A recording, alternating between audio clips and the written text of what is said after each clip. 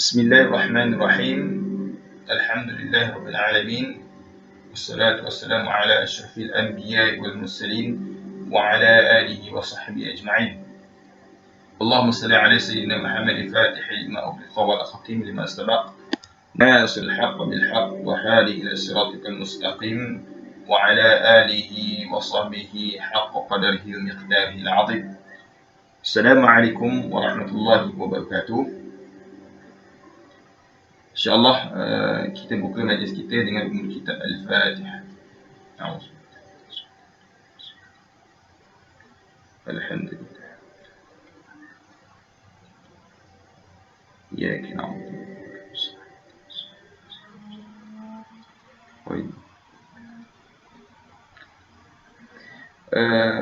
bersyukur kita kepada Allah Subhanahu Wa Taala kerana dengan iradahnya kita dapat berkumpul sekali lagi. Akan tetapi pada kali ini sedikit perlainan kerana jumpaan kita pada kali ini adalah secara atas talian kerana faktor-faktor pandemik COVID-19 di negara kita yang belum selesai. Oleh itu sama kita berdoa ke hadarat Allah Subhanahu Wa Taala, moga-moga wabak COVID-19 di negara kita ini dapat diangkat sepenuhnya, tak kiralah sama ada negara kita ataupun dunia. Okey, baiklah. Setelah kita meneliti mengenai maklumat yang diberikan dan kita peroleh mengenai isu forex ataupun trading forex ini, jadi adalah kita lanjutkan bincangan kita pada hari ini dengan meneruskan lagi proses mengenai hukum trading forex. Jadi saya sebelum itu ingin mendatangkan sebuah firman Allah Subhanahu Wa Taala, iaitu wa ahallallahu bai'a wa harrama riba. Allah Taala menyatakan, Allah Taala ini menghalalkan urusan jual beli ataupun memberi kemudahan kepada makhluknya untuk melaksanakan urusan jual beli, dan wa harrama riba. Dan Allah Taala ini mengharamkan urusan-urusan yang berkaitan dengan riba.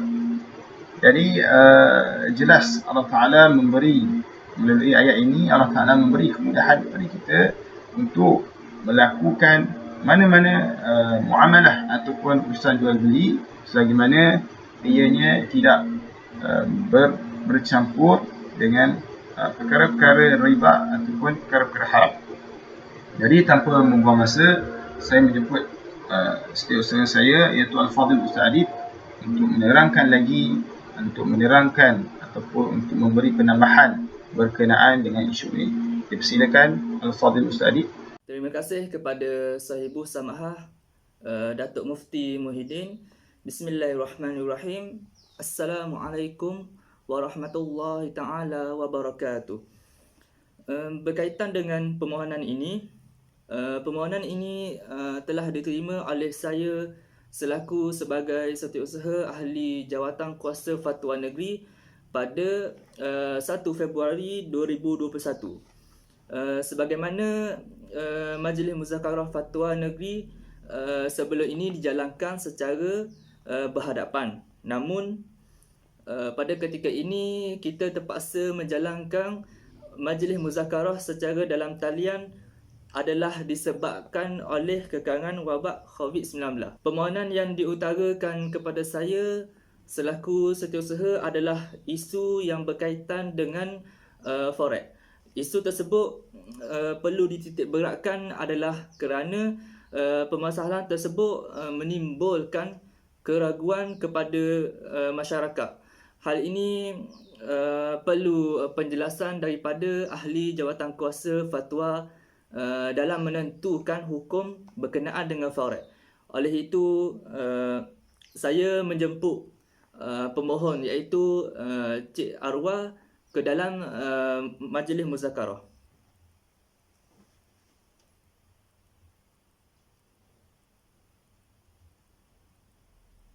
Hello, Assalamualaikum Cik Arwah. Saya Muhammad Adib, setiausaha ahli jawatan kuasa Muzakarah Fatwa Negeri. Jemput Cik masuk ke dalam talian yang telah saya berikan. Okey.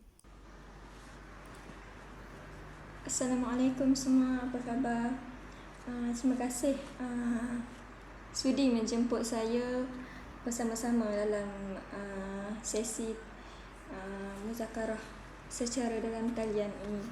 Baik, saya Cik Nur Arwah Hafizah binti Muhammad Rafi, merupakan seorang ahli forex, baru sahaja join forex.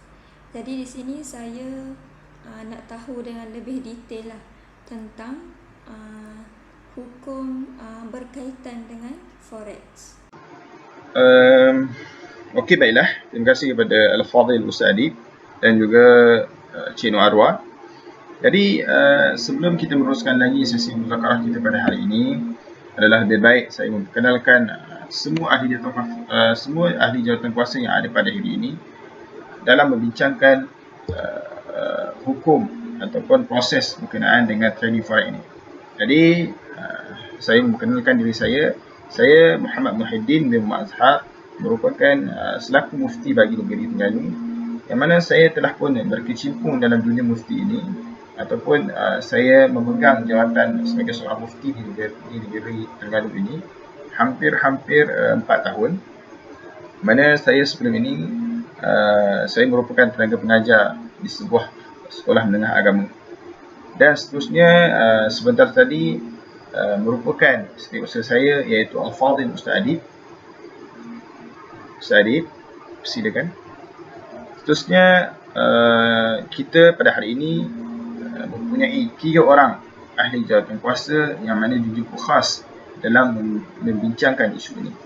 Yang pertama, Dr. Khurratul Ain. Dr. Khurratul Ain ini merupakan seorang tenaga pengajar di sebuah universiti di Terengganu, iaitu Universiti Sultan Zainal Abidin. Dan yang kedua, Doktor ataupun Ustazah Nur Iswani kita. Dan yang ketiga, kita mempunyai seorang pakar syariah muamalat, iaitu Puan Kamilah.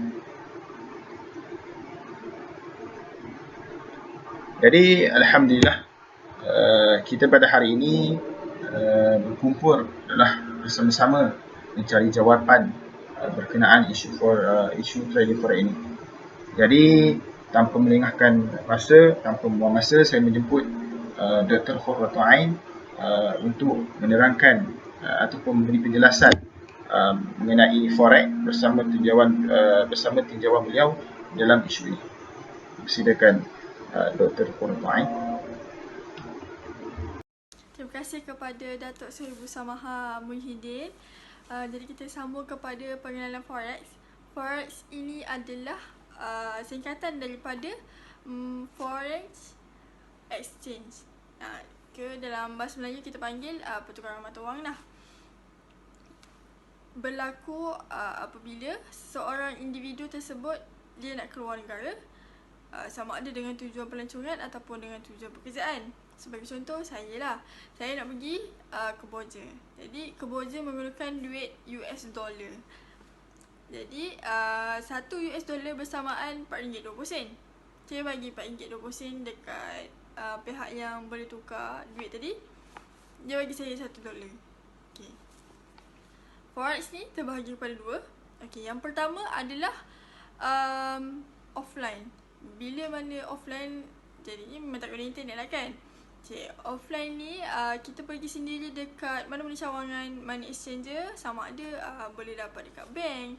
Bank pun boleh juga tukar duit, ataupun dekat airport pun ada juga. Setiap airport ada satu money exchanger. Okay, kemudian kita tukar duit dekat situ. Secara kita nampak duit tu kita tukar secara depan-depan, face to face. Dan keuntungan yang diambil mengikut kepada perbezaan nilai mata wang tersebut. Okey. Yang kedua adalah secara online. Okey, secara online ni nama pun online, mesti kita guna internet, betul? Okey. dan biasanya berdagang melalui MetaTrader 4 ataupun laman web lain. Boleh search dekat internet sendiri, trendingview.com, ataupun mana laman web lain yang kita biasa dengar untuk kita tukar duit. Tapi dalam isu online ni kita ada isu sikit. Kita tak tahu siapa yang kita tukar. Lepas tu keuntungan yang kita dapat tu kita pun tak tahu mana datangnya. Lepas tu dah buat pertukaran money, pelaburan pula. Dia macam ada unsur syubhah kat situ. Jadi untuk mengetahui lebih lanjut, kita boleh tanya pemohon sendiri untuk keterangan lanjut. Boleh saya tahu kaedah pengurusan forex, iaitu pertukaran mata wang secara menyeluruh? Setahu saya ia mempunyai beberapa bahagian, dan bagaimana pasaran forex ni berlaku dalam negara kita? Okey, terima kasih Saudara Adib. Okey, di dalam sistem pertukaran wang asing ni terdapat 3 kaedah yang digunakan, iaitu spot market, pasaran semasa, yang kedua currency future atau hadapan mata wang, dan yang ketiga currency option mata wang. Okey, spot market ni juga dikenali sebagai pasaran ni. Istilah spot ni di sini bukanlah bermaksud pertukaran mata wang yang berlaku pada hari yang sama. Okey, spot market ni melibatkan dua pihak yang melakukan pertukaran mata wang yang berbeza berdasarkan kadar pertukaran yang telah dipersetujui untuk diserahkan selepas 2 hari, iaitu yang bermula selepas hari urus niaga, atau dikenali sebagai T+2. T yang mewakili hari urus niaga dan 2 di situ merujuk kepada 2 hari bekerja. Okey, urus niaga ni merupakan urus niaga yang kedua terbesar selepas option mata wang. Dan keuntungan broker adalah daripada komisen perbezaan harga bid dan harga as daripada pelanggan tu.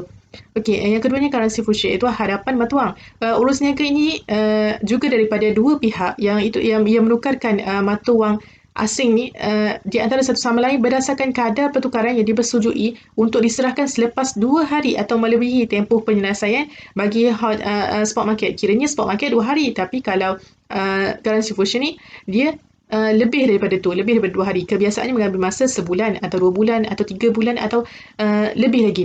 Ia merupakan urus niaga ketiga terbesar selepas spot dan option. Okey, jika kata tempoh matang ni tidak normal seperti 37 hari atau 81 hari, kos urus niaga tu akan jadi lebih mahal kerana melibatkan pengiraan kadar faedah lebih tinggi berbanding tempoh penyelesaian normal future. Ia hanya melibatkan 19 jenis mata wang saja. Dan harga tawaran mata wang di pasaran niaga adalah bersifat serata bagi semua pihak, sama ada perseorangan, broker, syarikat, bank dan lain-lain. Dan broker kat sini dia keuntungannya adalah daripada nilai komisen melalui pengiraan yuran bursa dan clearing house secara harian atau dikenali sebagai daily statement. Okey, currency option, option mata wang ni, harga mata wang dalam option ni mempunyai nilai tawaran mengikut harga yang ditetapkan oleh pembeli atau penjual melalui broker, dan broker ni akan mengenakan komisen berpandukan jumlah kontrak tersebut, dan kontrak tu mengikut kepada permintaan pelanggan. Okey, option ni boleh diniagakan melalui atas kaunter juga, dan selalunya ia melibatkan di antara pihak syarikat dan pihak bank. Okey, option ni mempunyai nilai spread harga bid dan as yang lebih besar. Peniaga menggunakan option sebagai salah satu cara untuk mengurangkan risiko lah, dan keuntungan daripada keuntungan broker sini dia akan memperolehi daripada dengan membeli di pasaran option dan menjual di pasaran semasa. Okey, manakala dalam pasaran forex dalam konteks Malaysia pula, dia kata macam pertukaran mata wang asing Malaysia ni akan diuruskan oleh regulasi kawalan pertukaran di bawah penyeliaan Gubernur Bank Negara Malaysia.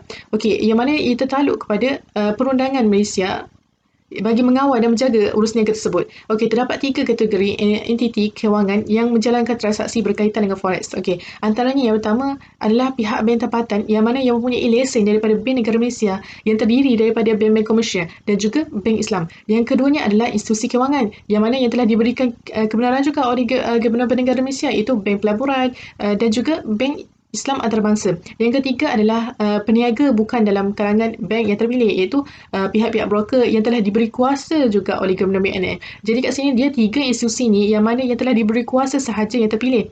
Okey, Malaysia merupakan negara yang menggunakan dasar kawalan yang ketat bagi mengawal penjualan dan pembelian mata wang asing yang liberal. Ini bertujuan untuk mengekalkan kestabilan sistem kewangan dan monetary. Okey, Bank Negara Malaysia ni adalah institusi yang utama dalam memastikan pasaran forex ni tidak memberikan kesan ketara kepada ringgit Malaysia yang juga berperanan dalam mengawal pasaran forex daripada sebarang risiko yang akan dihadapi bagi pemain-pemain forex. Okey. Okey, baiklah. Terima kasih kepada Dr. Khurratu Ain dan juga Puan Kamilah di atas penjelasan yang diberikan. Jadi secara tidak langsung kita dapat mengetahui apakah jenis-jenis forex dan apakah yang dimasukkan dengan forex kan, dan juga kita juga dapat mengetahui apakah perbezaan di antara forex dan juga saham ya.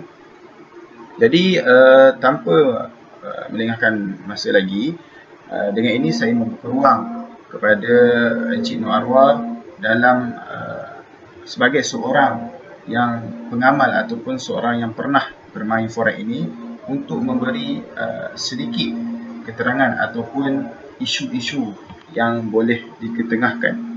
Jadi dipersilakan Encik Nur Arwah. Baik, sebagaimana yang kita dah tahu, pasaran sistem pertukaran mata wang asing ni lebih dikenali dengan forex ni, dia merupakan pasaran yang terbesar di dunia. Jadi sistem pertukaran mata wang ni dia beroperasi selama 24 jam sehari dan dibuka seminggu 5 hari bermula daripada hari Isnin hingga hari Jumaat. Jadi jenis perniagaan forex ni selalunya dia akan melibatkan ahli dia ni daripada kalangan persendirian, syarikat tempatan dan bank pusat. Jadi kaedah dalam urusan forex kaedah dalam urusan forex ni dia ada 3 kaedah lah yang digunakan. Yang mana yang pertamanya spot market, yakni pasaran semasa. Yang kedua adalah currency future, yang mana hadapan mata wang. Dan yang ketiga pula adalah currency option, yakni option mata wang. Jadi pasaran forex dari segi konteks Malaysia ni adalah pertukaran mata wang asing, yang mana forex ni adalah pasaran yang terbesar dan paling laju lah dalam mendapatkan keuntungan di pasaran dunia. Jadi pertukaran asing adalah dia melibatkan satu mata wang lain kepada mata wang yang lain, dan perniagaan mata wang asing tu akan mendapat keuntungan daripada perbezaan harga pembelian dan penjualan mata wang tersebut.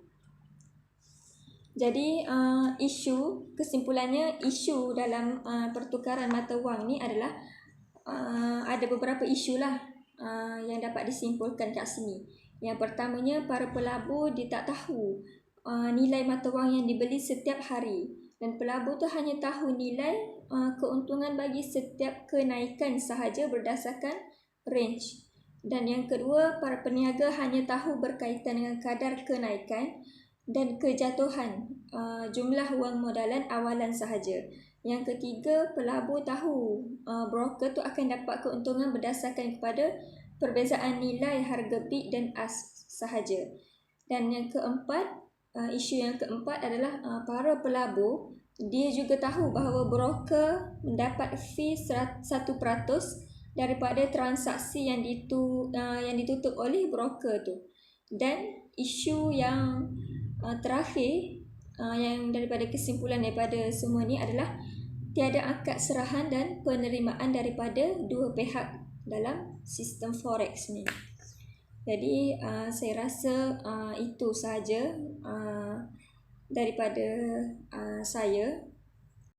Okey, baiklah. Setelah kita meneliti mengenai maklumat yang diberikan dan kita peroleh mengenai isu forex ataupun trading forex ini, jadi adalah kita lanjutkan bincangan kita pada hari ini dengan meneruskan lagi proses mengenai hukum trading forex. Jadi saya sebelum itu ingin mendatangkan sebuah firman Allah Subhanahu wa taala iaitu wa ahalallahu bai'a wa harrama riba. Allah Ta'ala menyatakan, Allah Ta'ala ini menghalalkan urusan jual beli ataupun memberi kemudahan kepada makhluknya untuk melaksanakan urusan jual beli, dan wa harrama riba, dan Allah Ta'ala ini mengharamkan urusan-urusan yang berkaitan dengan riba. Jadi jelas Allah Ta'ala memberi, melalui ayat ini Allah Ta'ala memberi kemudahan kepada kita untuk melakukan mana-mana muamalah ataupun urusan jual beli selagi mana ianya tidak bercampur dengan perkara-perkara riba ataupun perkara-perkara haram. Jadi tanpa membuang masa, saya menjemput setiausaha saya iaitu Al-Fadhil Ustaz Adib untuk menerangkan ataupun untuk memberi penambahan berkenaan dengan isu ini. Dipersilakan Al-Fadhil Ustaz Adib. Terima kasih kepada Sahibul Samahah Dato' Mufti. Berdasarkan kepada penjelasan yang dikemukakan oleh ahli jawatankuasa fatwa, dapat saya simpulkan bahawa trading forex ini dia berkaitan dengan kaedah bai' saraf, iaitu jual beli mata wang. Menurut Al-Kin, al-saraf dari segi bahasa adalah lebihan ataupun berpindah dan berganti. Al-saraf dari segi istilah pula ialah jual beli dua harta di mana kedua-dua harta tersebut berbentuk mata wang, atau dalam erti kata lain konteks jual beli melalui pertukaran wang dengan wang, seperti wang dirham dan dinar, emas dan perak, melalui bentuk ataupun tidak, atau semua mata wang yang digunakan pada masa kini.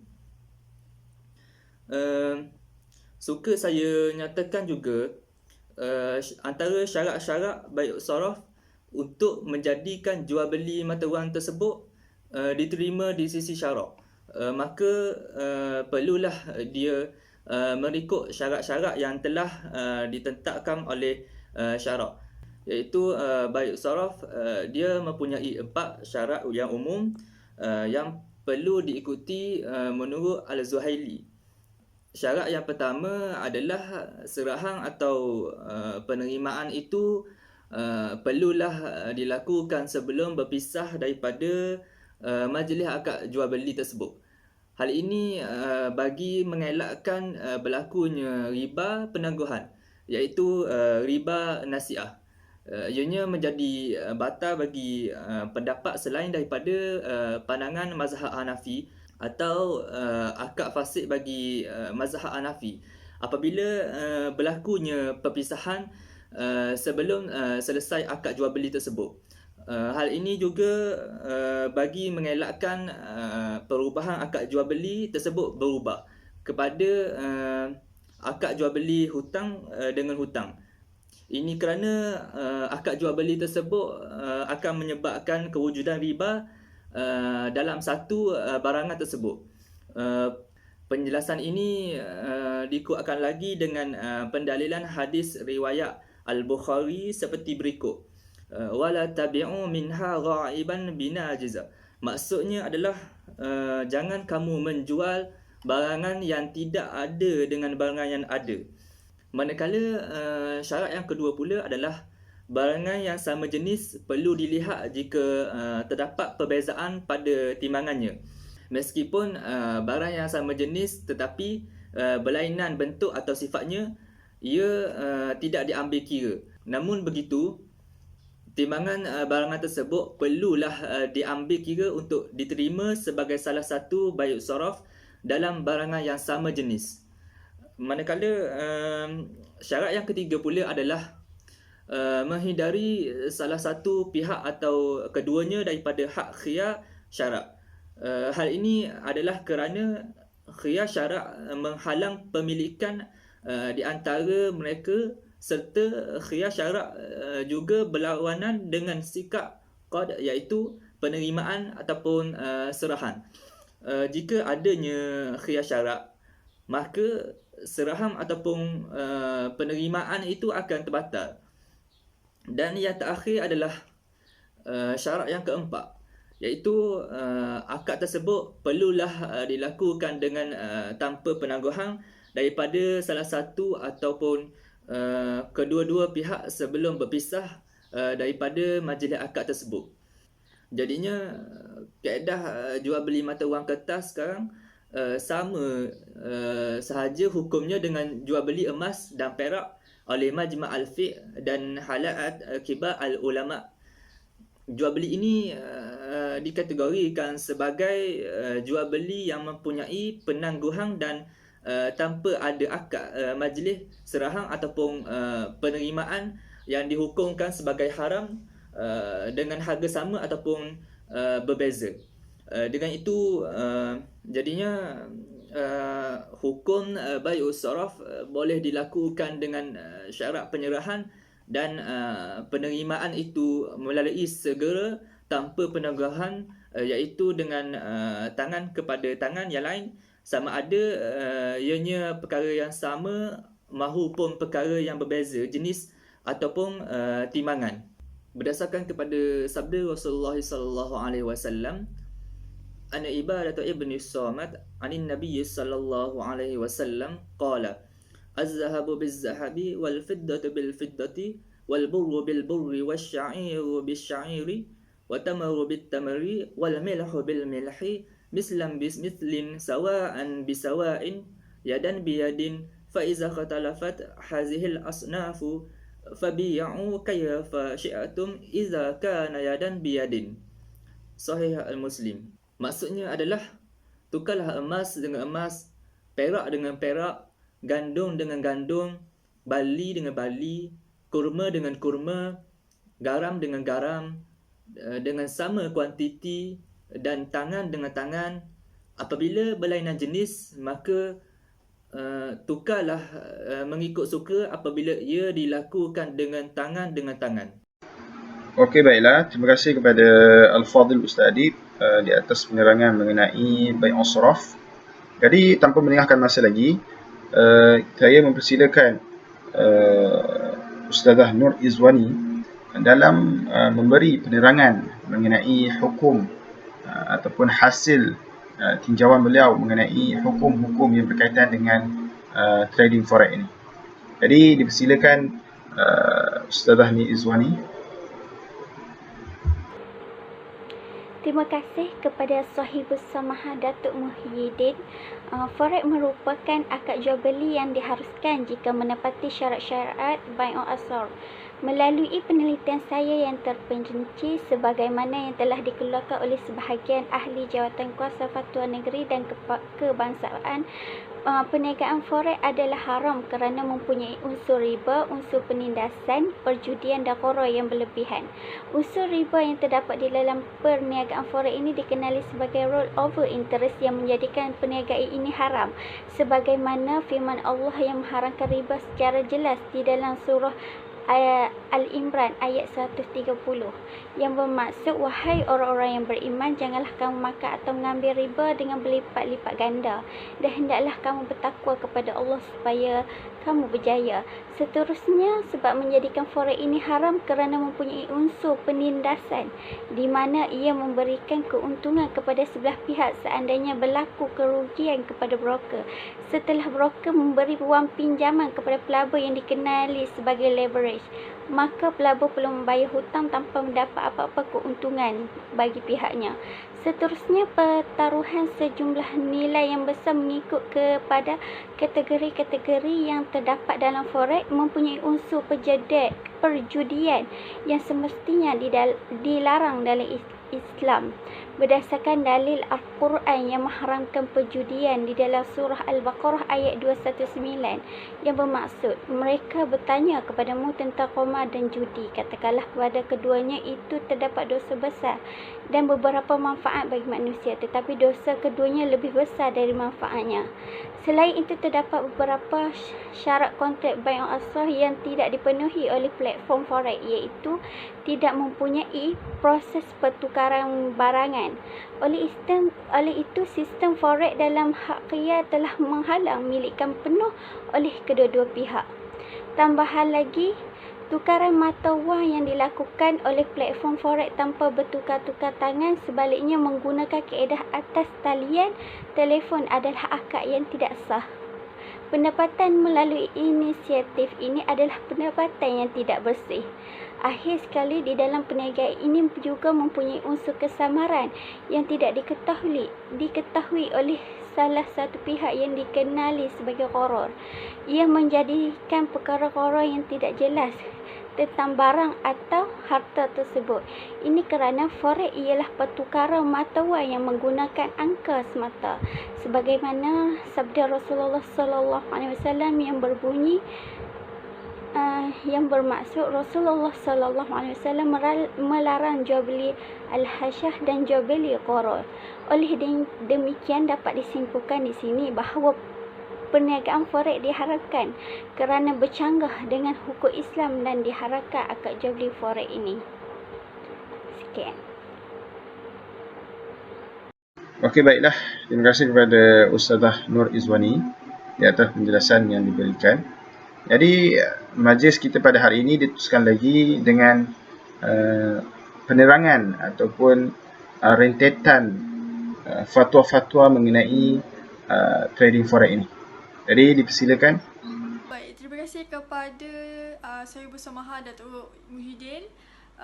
Kita berdasarkan apa yang saya dapati daripada penyelidikan fatwa-fatwa di Malaysia, ada 4 negeri yang telah mengeluarkan fatwa berkenaan forex. Dan rata-rata negeri adalah mengharamkan, termasuk Majlis Fatwa Kebangsaan Malaysia. Okay. Hujah-hujah yang dikeluarkan kenapa forex sendiri itu haram. Yang pertama, sebab forex ni dia tak ada unsur takabut secara serta-merta. Kita kena tunggu duit kita, contoh kita nak tukar mata wang, kita melabur duit Malaysia kan.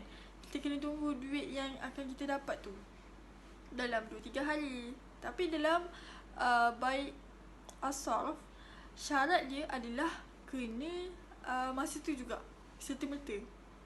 Dah lah kita tak nampak duit kita, lepas tu lambat dapat pula kan. Yang kedua, sebab ada unsur riba. Okay, unsur riba berlaku apabila pada kemudahan leverage. Okay, leverage ni apa? Leverage ni broker akan bagi pinjam duit kepada pedagang yang baru nak mula join forex ni. Okay, dia dah bagi pinjam duit tu, kemudian labur. Lepas tu kena tengok keuntungan ke kerugian. Okey, kalau keuntungan, pelabur pedagang yang baru tadi dia kena bayar balik modal time tu juga. Modal dia ada bagi masa lah. Kalau dia lebih daripada hari yang dia bagi tu, akan dikenakan cas. Macam tu. Okey, kalau kerugian, bukan broker tahu yang tanggung. Sama juga si pedagang baru tu yang akan tanggung. Kena bayar balik apa modal yang broker keluarkan tadi. Dah kena bayar modal, lepas tu tambah cas lagi. Nampak kan unsur riba kat situ. Dalam unsur riba, lepas tu ada penindasan antara orang atas dengan orang bawah. Orang tu baru nak mula, tapi orang atas kenakan cas lah, kenakan apa, kenakan tempoh masa nak bayar kena time tu juga. Okay, yang ketiga, sebab forex ni ada unsur orang. So, kita tak tahu mana duit kita, ke mana duit kita tu. Kita tak tahu siapa yang menyelia forex ni. Lepas tu undang-undang yang digunakan dalam forex pun kita macam sama-sama. Dia ada, tapi dia macam dia tak secara terperinci, dia tak ada detail. Dia macam just macam tu, melabur duit macam tu je. Okay, yang keempat, sebab ada unsur maisir, iaitu judi. Bila kita melabur duit, maksudnya kita macam main tiket-tiket lah. Kena, kalau tembak kena, kita dapatlah untung. Kalau tembak tak kena, rugilah kita. Dah lah, rugi satu hal. Lepas tu modal yang kita keluarkan tu, kita takkan dapat balik. Bukan setakat kurang, kita takkan dapat balik. Contoh macam, kalau macam ASB tabung haji kan, kita letak duit dekat dalam ASB dengan tabung haji. tapi duit kita tak berkurang pun. Tak berkurang langsung, sesin pun tak. Tengok kepada kadar dividen tahunan semasa. Kalau kadar dividen tahunan semasa tu banyak, dapatlah tambah haji dengan ASB tu banyak sikit. Dalam tu bertambah. Tak ada pun mengurangkan pelabur-pelabur yang meletakkan duit mereka kat situ. Okay. Tapi ada satu negeri yang mengharuskan penggunaan forex ni. Sebab apa dia mengharuskan? Dia kata forex ni pertukaran mata wang memang dah biasa dah rakyat Malaysia guna. Untuk macam biasa orang nak pergi haji lah. Pergi haji confirm kena tukar duit riyal kan. So kat situ memang boleh. Sebab pertukaran mata wang biasa. Dan kalau forex ni untuk keperluan keuntungan, untuk mengawal keuntungan, kita buat benda ni untuk mengawal keuntungan, memang tak boleh kat situ, haram sama sekali. Dan untuk keperluan hajat semasa sahaja dibolehkan. Rata-rata apa yang saya dapat daripada fatwa negeri-negeri Malaysia mengatakan forex ini adalah haram. Alhamdulillah, kita telah pun mengetahui ataupun dibincangkan secara keseluruhan mengenai isu forex ini. Jadi sukanya saya ingin bertanya bagaimana pandangan semua berkenaan dengan isu trading forex ini. Jadi dengan itu saya mulakan dengan pandangan daripada Al-Fadhil Ustaz Adib. Dipersilakan Ustaz Adib.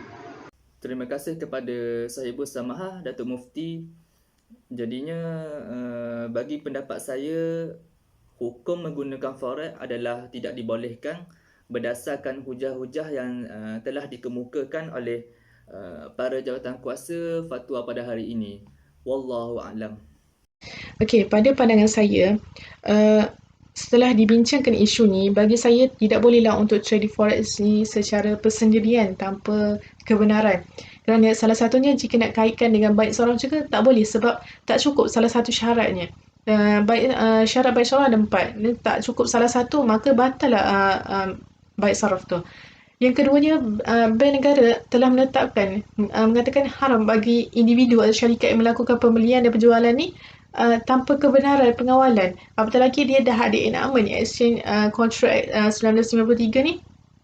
Jadi bila mana orang yang melanggar peruntukan ni akan dikenakan tindakan yang tegas. Jadi bagi pendapat saya tak boleh lah, kerana dalam Islam pun tak boleh dan negara pun tak boleh. Jadi bila dah ada dua kekuatan yang mengatakan tak boleh, bagi pandangan saya tidak boleh lah untuk trading forex secara persendirian ni. Wallahu a'lam. Jual beli forex ini mempunyai unsur kesamaran atau gharar. Ini tidak boleh berlaku dalam perniagaan forex, di mana akad jual beli gharar ini adalah suatu akad kemungkinan barang tersebut tiada atau tidak dikenal pasti atau sedikit atau banyak sesuatu harta tersebut atau tiada keupayaan dari sudut penyampaian barangan tersebut. Ini kerana jual beli forex adalah kewujudan mata wang semata-mata. Tersebut tidak dapat dilihat dan disentuh serta dispesifikasinya juga tidak dapat ditentukan. Maka jelaslah bahawa berlaku unsur kesamaran yang tidak diketahui oleh salah satu pihak.